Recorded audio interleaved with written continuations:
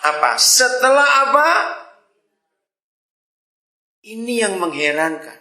Potifar itu bukan orang percaya. Betul?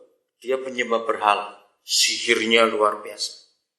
Tapi bisa melihat penyertaan Tuhan dalam hidup Yusuf. Heran tidak? Nah, di antara kita, kalau kita Kristen, lalu kita kumpul dengan orang yang bukan Kristen, maka orang-orang itu pun harus bisa melihat Tuhan menyertai kita atau tidak. Nah, ini yang menentukan kita ini Kristen atau tidak, itu justru orang lain yang menilainya. Katakan amin. Karena orang-orang itu harus bisa melihat Tuhan ada nggak dengan kita. Saudara ingat, satu-satunya Tuhan yang menamakan diri Immanuel itu cuma Yesus Tuhan kita. Di agama apa saja tidak ada Tuhan yang mereka sembah berkata, aku menyertai kamu. Tidak ada, hanya Tuhan Yesus. Maaf ya, saya kalau ngajar itu pakai logika anak-anak, saudara, bukan logika teolog. Kalau logika teolog, Alkitab jadi ruwet dan mumet. Kita yang dengar, nggak ngerti apa-apa. Nah itu kenapa banyak orang ke gereja itu tidur nyenyak sekali. Di rumah susah tidur. Kok di gereja kok gampang tidur, itu kenapa? Oke. Tahu sebabnya? Karena yang khotbah pakai logika teolog. Pulang dari gereja belum 5 menit. Garuk-garuk. Iya tadi khotbah apa ya? Khotbah apa? Garuk-garuk sudah. Kenapa? Karena susah dicerna. Kalau kita belajar Alkitab pakai logika anak-anak, firman itu jadi hidup. Nah, saya mengajarkan itu. Immanuel. Dengar baik-baik. Saya tanya, ini logika anak-anak. Maaf ya, jangan tersinggung. Waktu kita duduk di WC, dia tetap Immanuel tidak? Yang benar. Yang benar saya tanya. Sekian menit duduk itu, saudara, itu bisa macam-macam pikirannya. Bisa takut, bisa marah, bisa sedih, bisa yang aneh-aneh. Kalau Yesus itu Immanuel, itu luar biasa. Jadi enggak gini, aduh kalau kamu di situ aku keluar dulu, sorry ya. Enggak, dia enggak begitu. Dia tetap di situ dengan kita. Bahkan ini yang luar biasa. Waktu kita berbuat dosa, dia tetap di situ tidak? Yang luar biasa. Nanti kita ketemu di 2 Timotius ayat itu yang saya kagum. Sejahat-jahatnya kita, dia tetap Immanuel. Maka itu Kristen itu dinilai dalam hidup sehari-hari. Kalau Potifar saja yang orang kafir istilahnya, nggak kenal Tuhan, itu bisa melihat Yusuf disertai Tuhan.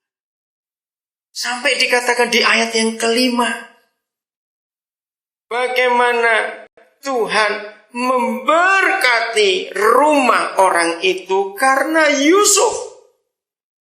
Ayat 5 saudara baca itu. Betul? Rumah orang itu diberkati. Harus bawahi. Karena Yusuf itu kata penting. Jadi saudara yang kerja di perusahaan, di kantor, di toko, apa saja. Sejahat-jahatnya majikan saudara.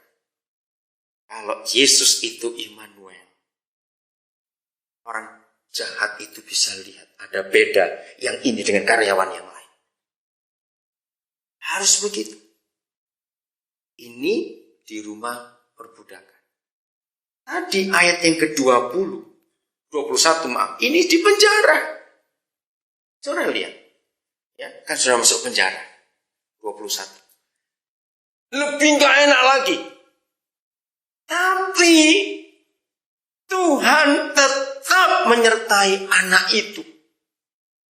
Betapa sayangnya Papa di surga kepada kita. Di penjara, saudara. Di penjara. Kita lihat hal itu. Ya, ayat 21 sudah semuanya. Bagaimana Yusuf disayangi oleh petugas penjara itu. Nah, kita lihat bagaimana bentuk penjara Yusuf. Kejadian 41 ayat 14. Lihat, ini bentuknya penjara Yusuf supaya kita tahu bagaimana Yusuf itu dipenjara. Firaun memanggil Yusuf karena hari itu seluruh orang pintar, orang hebat kerajaan Mesir nggak ada yang bisa mengartikan mimpi Firaun.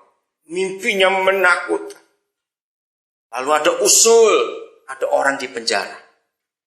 Firaun tidak ingat lagi kenapa ini anak dimasukkan penjara. Pokoknya aku perlu orang itu. Panggil orang itu.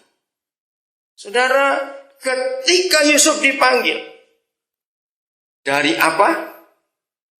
Dari apa? Bukan, dengan dari penjara, coba baca. Dikeluarkan dari apa? Tutupan. Bahasa Belandanya bilang apa? Bahasa Inggrisnya bilang dungeon. Nah, begini. Mesir itu punya 4 macam penjara. Satu, itu namanya penjara atau prison bahasa Inggrisnya. Mungkin Belandanya gevangenis. Ya. Orangnya masih bisa bebas di dalam. Ya, itu nomor 1. Nomor 2, itu sel yang dikurung. Jadi nggak bisa bebas dalam sel saja. Yang ketiga itu kena pada Yusuf, tutupan. Nah, penjara yang ketiga ini bentuknya seperti sumur dan itu di bawah tanah.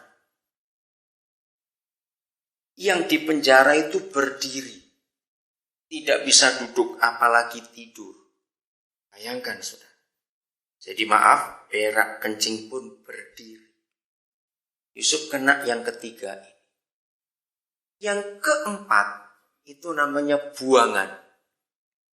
Musa kena yang keempat. Dibuang di padang pasir. Kenapa Musa kena yang keempat?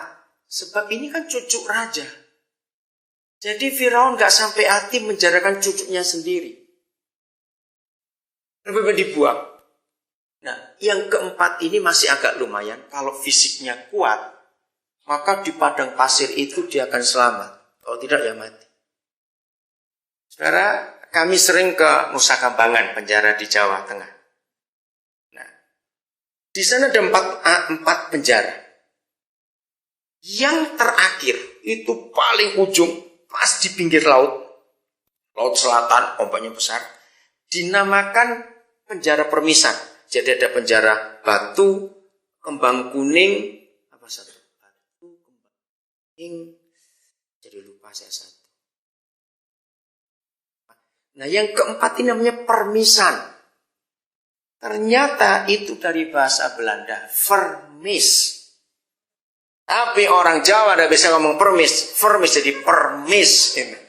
Nah, mengapa Belanda memberi nama penjara itu vermis? Supaya orang itu hilang, dia makan laut kalau di situ.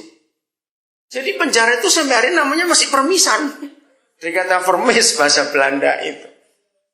Nah, saudara, Yusuf kena yang seperti itu.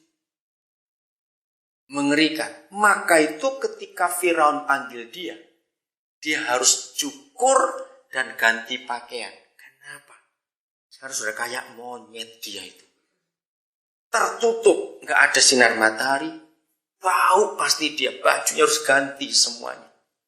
Karena lihat, apakah dia maki-maki dan kecewa kepada Tuhan? Jawab, tidak. Jadi selama jadi budak dan dalam penjara,